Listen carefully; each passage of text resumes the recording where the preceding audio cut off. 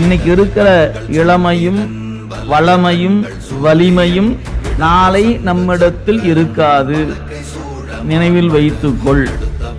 எனவே இந்த இளமையும் வளமையும் வலிமையும் இருக்கிற காலத்திலேயே நாளைக்கு என்ன தேவையோ அதை இன்னைக்கு சேமித்து வைத்துக்கொள். நாமெல்லாம் பொருளை சேமிக்கிறதுக்கு ரொம்ப விருப்பமா இருக்கும்.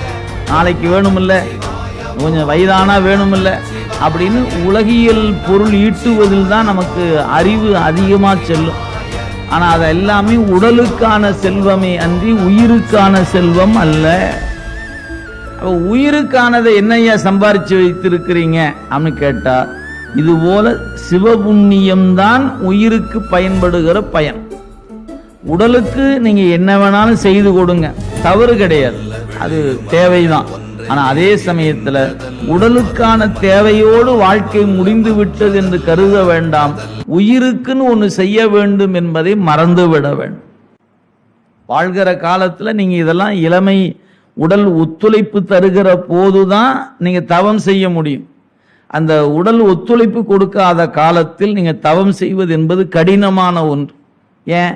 வயது ஆக ஆக ஏதோ ஒன்றில் பழக்கப்பட்டு